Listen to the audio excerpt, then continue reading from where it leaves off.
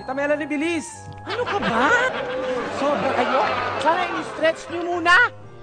Hoy! Nako, anyway, I'm here na. Sa pagbabaduloy, ayun na nga. Masayang pangyayari na naman ang naganap sa presensya ni Kristo. Ano ba kaya ang mga magaganap? Magkikita na kaya ang mag-ina? Hala, Lola, bakit ba tayo nagpunta dito? Kala ko pa naman sa restaurant. Ano ka ba, Bubsy? Church to, di ba? E di magdadasal tayo. Oo, alam ko. Pwede naman tayong magdasal sa bahay, ah. Tama ka naman, Bubsy. Pero iba pa rin ang magdadasal dito sa simbahan kasi mas tahimik. Lola, umalis tayo sa bahay para magdasal sa simbahan kasi mas tahimik. Eh, bakit mo sinama yung ingay? Oh? Maingay yan eh. Ano ka ba? Oo, Epep! Huwag na kayong mag-aaway. Nasa simbahan pa naman tayo. Sige na, magdasal na kayo.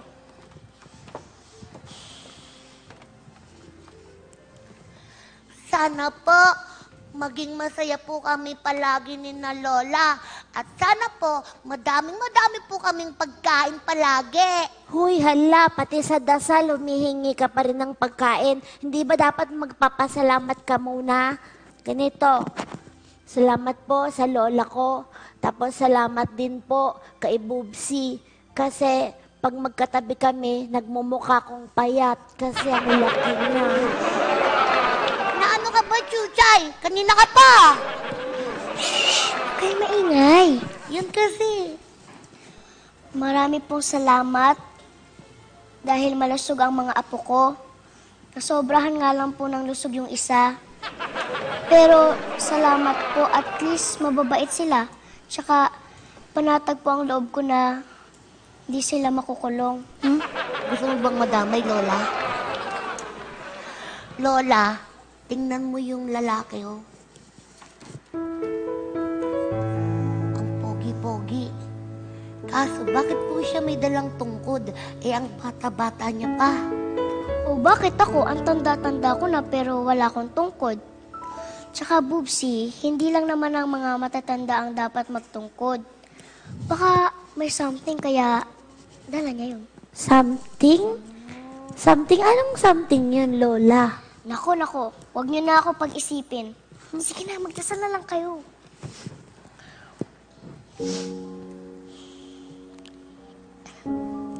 Ama, patawarin mo po ko kung may mga mali po ako nagagawa.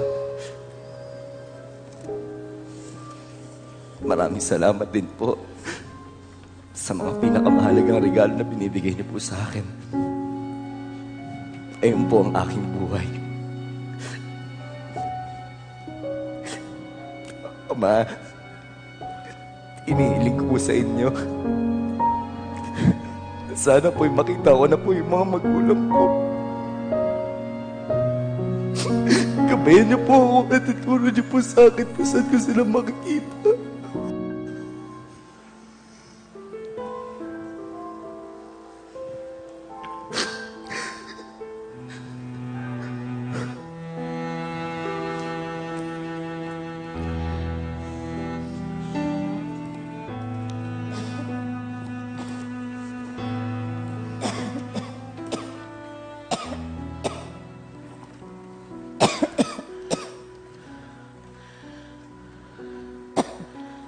Lola, kawawa naman yung Ale.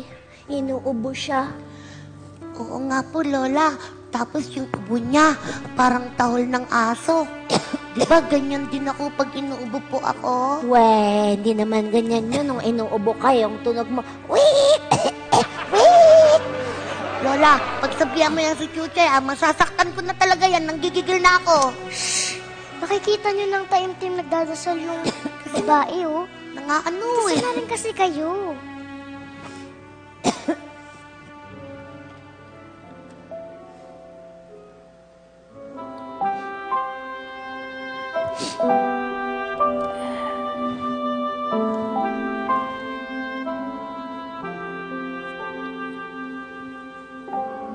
Panginoon, narito po ako lumalapit sa inyo. Nagsusumamo. Bigyan niyo po ako ng senyales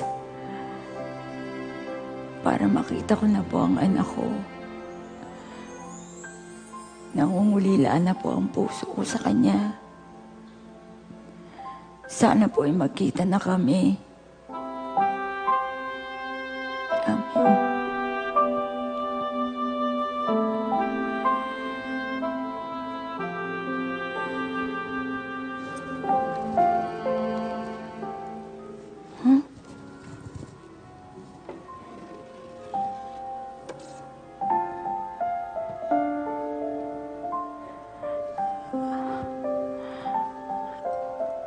Ito yata yung...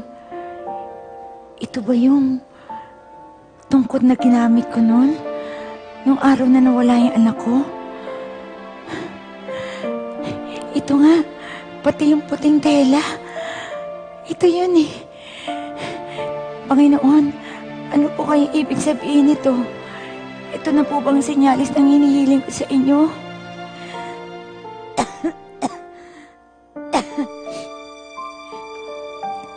Iiwanan ko to dito. Baka sakaling balikan to ng dumba may-ari. Baka alam niya kung nasan yung anak ko. Doon na lang akong maghihintay sa tarangkahan ng simbahan.